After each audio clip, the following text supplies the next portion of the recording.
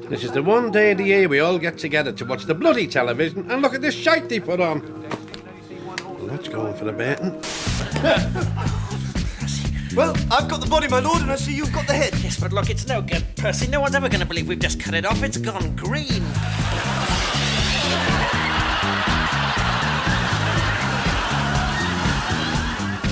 Hello, love. Nice to meet you. Hello. Oh, darling, he's nice. He doesn't seem like an old misery guts. What else is there to do?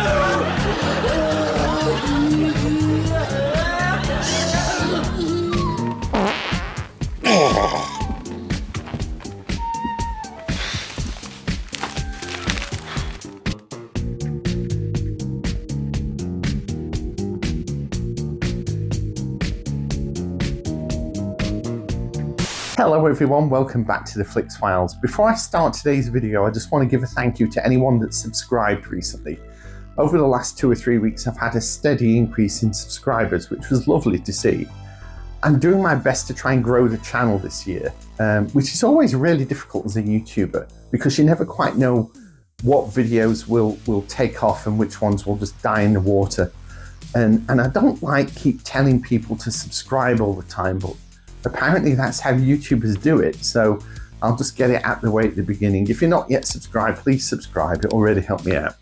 So for today's video, I'm going to dig into my collection, and I thought I would look at some of the DVDs that I own, because when I was looking at them all on the shelf, I realised that a big portion of them are sitcoms, British sitcoms.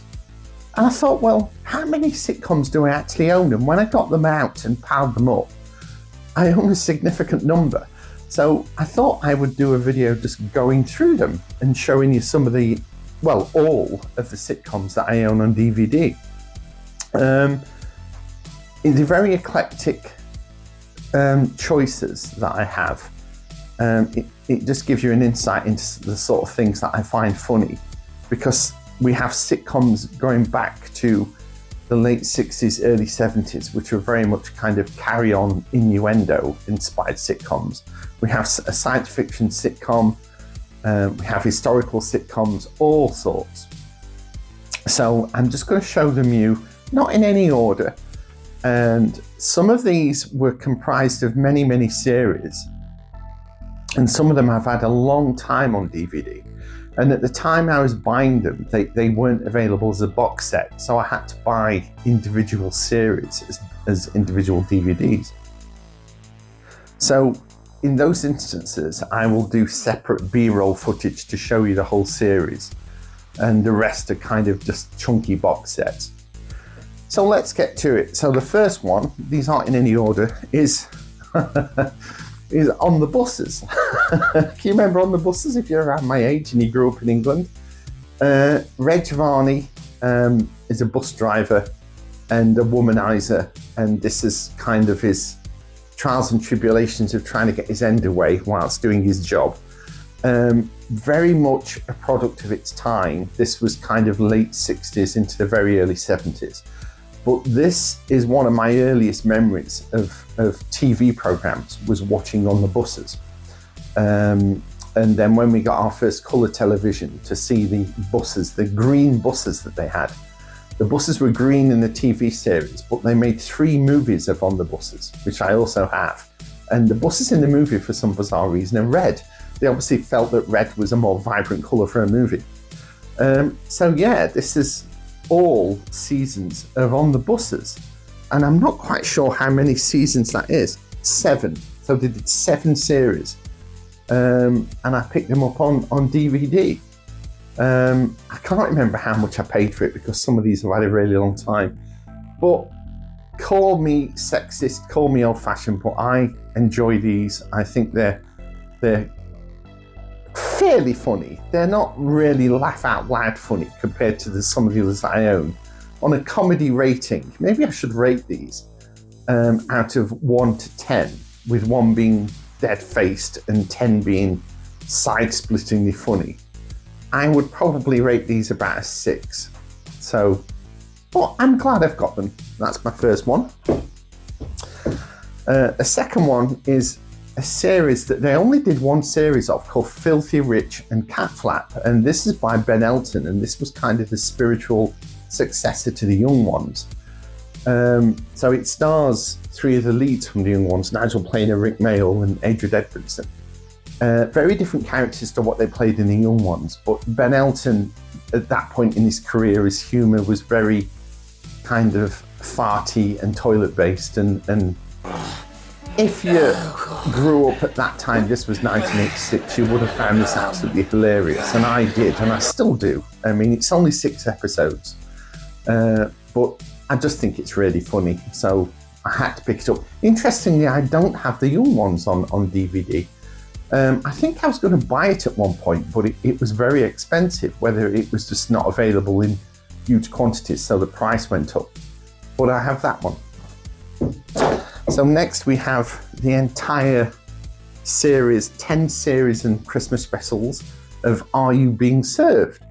I had fond memories of watching this when I was a kid throughout the 70s into the 80s. And then when I saw this box set on Amazon, and I think I bought this during a Black Friday event, and I got it about half of the price it would normally be. I really enjoyed it. When I used to work full time, I used to get into the habit of watching a sitcom episode while I was having my lunch, because I always struggled to find somewhere to eat my lunch because I worked in a school.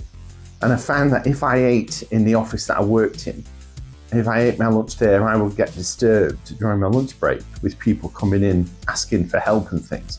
So I ended up finding a server room that I'd locked myself in and sitting there for half an hour in peace. And I would sit and I would have a little Samsung tablet and watch a 30-minute episode of a sitcom. So it's fair to say that the time that I worked there, I watched through all of these sitcoms throughout the whole time that I was working. So you can imagine how many lunch breaks that took. But yeah, I like Are You Being Served? And on a comedy rating, I'd give this slightly better than On the Bus. I'd say this is a strong 7. So well worth a pick-up if you've got fond memories of watching this. So next we have an absolute classic in terms of British sitcoms. They don't really get much better than this. There are 2 in the ones that I have in my collection that I'd consider absolute classics, and this is the first one. And it's The Complete Blackadder, written by Ben Elton and Richard Curtis and starring Rowan Atkinson. 4 series, all solid gold. Not many people like the first series because that was a very different tone, whereas Rowan Atkinson's character was more of the clumsy, not very clever one, and Baldrick was more of the smarter one. And then from series 2 onwards, they swapped those around. But Blackadder is just fantastic. It doesn't really get much better than this. Blackadder 2, I say, is my favourite, which was set during the Tudor period, I think it was. And I've seen these so many times, I know them backwards. Every episode I could probably recite from beginning to end, just from memory. This is an old DVD box set. I think it's been re-released quite a few times since then, so the design is a bit different. But yeah, absolutely fantastic. I think I have this didn't come with it, but I have the Christmas special that they did on a separate DVD that's tucked inside this box. I think I recorded it off television when I had a DVD recorder.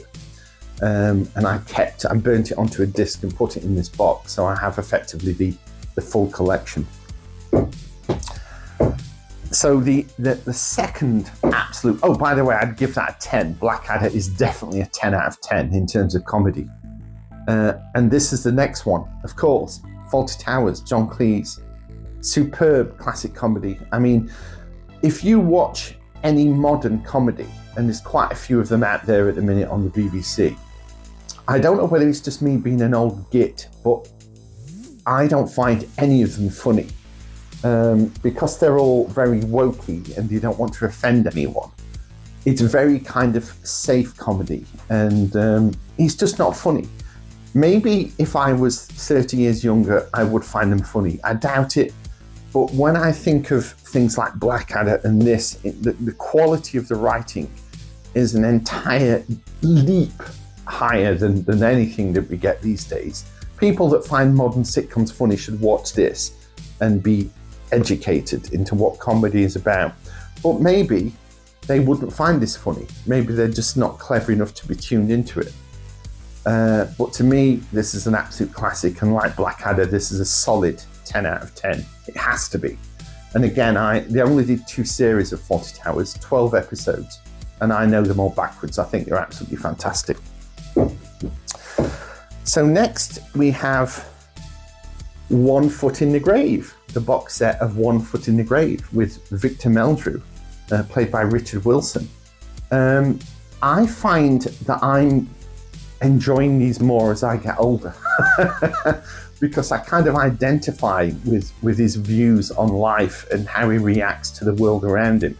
Interestingly, I am now the age 55 that Richard Wilson was when he did the first series of One Foot in the Grave. So I now feel a kind of spiritual connection to Victor Meldrew.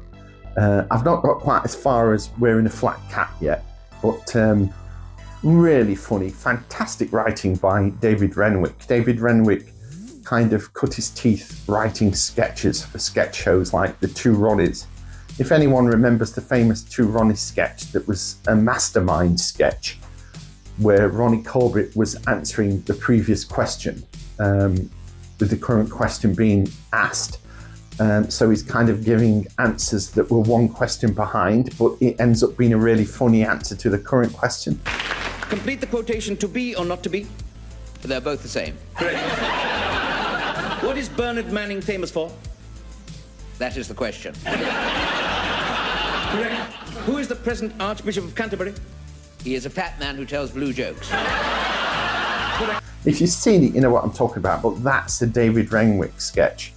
And he's just brilliant, and I really enjoyed watching these again. I've only recently watched these. I went through them 1 episode a day. How many series is there on this? I'm not quite sure. I've got a feeling it was about 7 series again. But yeah, really nice box set. Love it. And I would give that a solid 8.5 out of 10 for comedy. Next we have the brilliant Ronnie Barker as Arkwright, Open All Hours, where he runs a shop. This is the first series. I have all series, so I'll just give you a quick shot of them all here. And yeah, love it. Just him and David Jason running a little corner shop in northern England. I don't live a massive distance away from where this was filmed, and I've often thought I'd like to go to that particular location and just look at the road. And I think the shop where he was based is now a hairdresser's, the shop frontage that they used. Obviously everything was filmed on a set on a soundstage at the BBC, but the external shots were filmed at a location in northern England. But yeah, absolutely love it. It's aged really, really well. And this was written by the guy that did all of Last of the Summer Wine, which I'm not really a huge fan of. My dad was, to the point that we used the Last of the Summer Wine theme tune at my dad's funeral. That was one of his wishes. But I really like Open All Hours. So I would give this a solid 7 out of 10 for comedy. Next we have Red Dwarf. I've got all of the Red Dwarfs. I think they've done 12 series, and 1 special. And I think the last three series were released on Blu-ray, but obviously I'm just focusing on the DVDs at the minute. But Red Dwarf, if you like Doctor Who, science fiction, and you also like comedy and you haven't seen Red Dwarf, I'd be very, very surprised, because it is insanely funny. There are some really good episodes. The first 2 episodes are kind of a different tone to the rest of the series. The first 2 episodes didn't really have Crichton as a regular character, the robot. He appears from series 3 onwards. So the first 2 episodes are very much to do with Lister and Rimmer and the interaction between the 2 of them as they're drifting alone in deep space. And then from series 3 onwards, the writers got more inventive and it became a bit more sort of Star Trek-y, where they're encountering aliens and different things happen. And it's so inventive and so funny, and I absolutely love it. And I know you can get all these on Blu-ray, but I bought the special edition BBC DVDs as they were coming out. So I have the whole set of these, and I'm quite happy to just keep them like that. I don't need to upgrade to the Blu-rays. I've seen screenshots of the Blu-ray versions, and they didn't seem to be a huge increase. But I absolutely love these. And in terms of a comedy rating, for me, these are a good 9 out of 10. Not quite up to Fawlty Towers and Blackadder standards, but it's high. I'd give them a solid 9 out of 10. So next we have another one of my favourites, the British Empire. This is quite divisive. I've met quite a few people throughout the years that have never been a big fan of the British Empire. Chris Barry, who obviously was in Red Dwarf as well, he filmed these for a while. He was filming both series. They during the same years. He was a very busy man. But these are just absolutely brilliant. If you can tune into the kind of comedy that it's trying to be, and the character of Gordon Brittas has a trait where he doesn't read people very well. So he says things to people and upsets them, but he doesn't realise he's upsetting them. He's got some sort of a barrier to reading people and their body language, but it puts him in some really horrible situations. And interestingly, this is a very funny sitcom because people die in it. He actually causes accidents, and I think he works for a leisure centre as a leisure centre manager. And I think he burns down the leisure centre at least twice during the whole run of the series. And it's just really, really funny. And I really like them. And yeah, I've got all of these on DVD. And I'd give these a solid 8 out of 10 for comedy. So next we have a sitcom called Early Doors. This is written by Craig Cash, who is one of the actors and writers for the Royal Family. And it's set around the pub and the patrons that go into this pub and just the interactions between them. And if you've seen the Royal Family, you'll tune into this comedy as well, because they have, Craig Cash has a really good ear for dialogue and the way normal people speak and the pure banalities of the kind of things that people talk about. And it's just really good, funny comedy. They only did 2 series. They also did a live stage show, which they never released on DVD. I think they did it for charity, but they never officially released it. I would have loved to have seen it, but I do know somebody that did see it and they really enjoyed it. So yeah, really good. An 8 out of 10, easy 8 out of 10 for comedy for that one. Next we have Peter Kay's Phoenix Nights. This is kind of the sitcom that put Peter Kay on the map. So when this first came out, he wasn't as big as he is now in terms of his popularity. But it's to do with him playing the character there, Mr. Potter, in the wheelchair, and he runs a nightclub. And he plays various characters in this. He also plays one of the doormen, on one of the bouncers of the nightclub, although I can't remember that character's name off the top of my head. 2 series were made, both really funny. The first series, in my opinion, is funnier than the second series, but they're still really good. Some absolute laugh out loud moments in these. And if you grew up in Northern England and you're familiar with Peter Kay's comedy, then you'd really enjoy this. I'd give this a 8.5 out of 10. Yeah, really good, love it. Next we have The Royal Family. So again, Craig Cash, Caroline Aherne were the main writers of this show. They did 3 series of these and some Christmas specials. I just have the 3 series on DVD. I don't own any of the Christmas specials on physical media, but I do have them as digital files. but really funny, way ahead of its time in terms of comedy. This was like the first comedy to actually have a laughless track, so there was no canned laughter, or it wasn't filmed in front of a live audience. So it was just like watching, it was like a comedy version of Gogglebox, you know, with people just sat watching the telly and the way that they interact and talk to one another.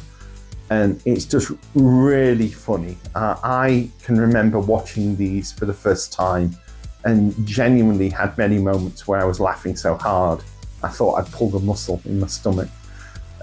So to me, these are very close to Blackadder, Fawlty Towers level of quality in terms of comedy. So I'd have to give these a very, very strong 9 out of 10. They're just fantastic and they age really well. I mean, I think the first series came out in 1999. So gosh, that's like 26 years ago. It's insane, but I still love them. Next we have possibly my third favourite sitcom after Fawlty Towers and Blackadder, and it's Steptoe & Son. I grew up watching these because my dad was a huge fan of them. But throughout the 70s and 80s, it was only really the last four seasons or so that were easily available, and they were the episodes that they would normally show on television. Because for the longest time, the earlier series of Steptoe & Son were lost, or they only had a couple of episodes, and they were poor quality black and white episodes. So from series 5 through to series 8, they were shown on TV a lot, and they're the ones that I've watched the most. So they're the seasons that I have on DVD, 5, 6, 7, and 8, and very, very high quality writing, and Harry H. Corbett and Wilfred Bramble as father and son, and the kind of rag and bone men. And most of the episodes revolve around Harry H. Corbett's character Harold trying to better himself and to try and break away from being a rag and bone man, and inevitably his father always brings him back down and just brings him back to his working class roots, and it's just so funny. And again, laugh out loud moments are plenty in these, and I love them a lot, and I watch them a lot because they make me think of my dad, because I've got lots of fond memories of watching these with my dad when I was a kid. So I would give these, again, a very, very strong 9 out of 10 for writing and comedy. Okay, next we have Alf Garnett, Till Death Us Do Part. This is the original series that ran through the 60s into the very, very early 70s. So I never really saw these because they kind of finished while I was still very, very young. But they did another series in the 80s that was kind of the sequel to Till Death Us Do Part, which is this one, which is called In Sickness and in Health. And these are the ones that I did see throughout the 80s, and these are the ones that I really liked, where Alf Garnett is a lot older and his wife passes away, and it's just the struggles of him trying to live his life on his own and cope with the pitiful pension that he's got. So I've kind of discovered these fairly recently, within like the last 10 years, the very early ones. So together they're really good companion pieces. So watch these and then watch all of the newer series that were made some years later. And together they're really good and funny. The humour is very heavily slanted towards political humour. The writer Johnny Speight was very good at writing politics and what was happening in the United Kingdom at that time into the episodes. So also the actors a very good snapshot of that period in time that they were filmed. But I really like them. I would give these 8 out of 10, both of them for comedy and for being really funny. So next we have Spike Milligan's Q. Again, these all kind of aired when I was very, very young, so I kind of missed out on them. But at some point in the 80s, I bought a VHS videotape of a compilation of best bits from Q, from Spike Milligan's Q, and that's how I became aware of this series.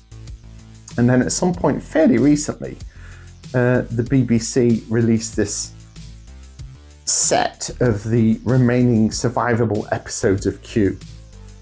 And I think this is about 5 DVDs worth of episodes. So they vary in quality. Some of them are in black and white. Some of them have obviously been captured from lower recording sources, but really funny. He was the kind of precursor to Monty Python.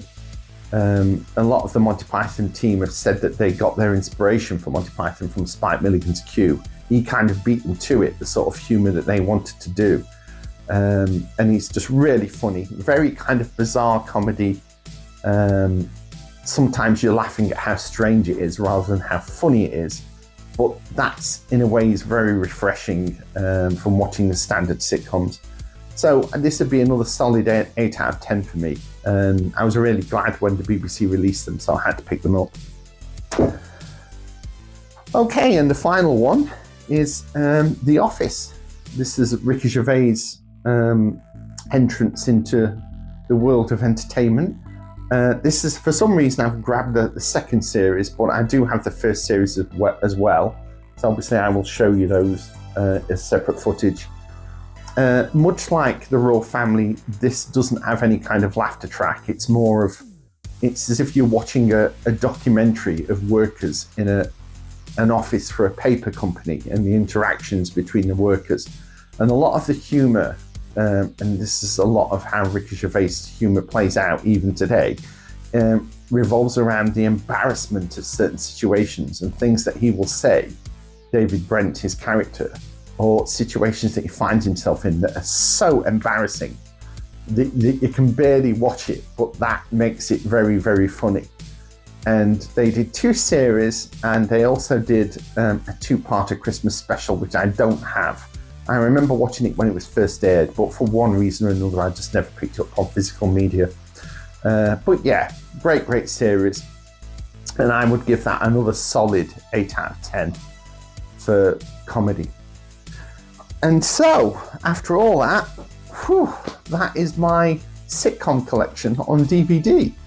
I still have quite a lot of other DVDs, mainly oddities to do with various films that I've picked up that at the point that I bought them weren't available on Blu-ray. And also I have a couple of drama series on DVD, so maybe I'll do those in a separate video at some point in the future. I also have a few other sitcoms on Blu-ray, but maybe I'll save those for a future video. I'll have to come up with ideas that will allow me to pull out parts of my collection. So over time, I will eventually have showed you all of the physical media that I own. So I hope you enjoyed that. Please let me know if you have some of these sitcoms. If you're collectors yourself, I'll be really surprised if you don't have any of these. I'm sure a lot of you will have at least Blackadder or Fawlty Towers. So please let me know. And let me know what your favourites are. Or if there are any of these that you haven't seen in such a long time and they've kind of bing, just made you go, oh God, yes, I remember that. I remember liking that. And maybe you want to track down a copy for yourself. Let me know. So I hope you enjoyed that. If you did, give me a thumbs up and I will see you very, very soon. Bye for now.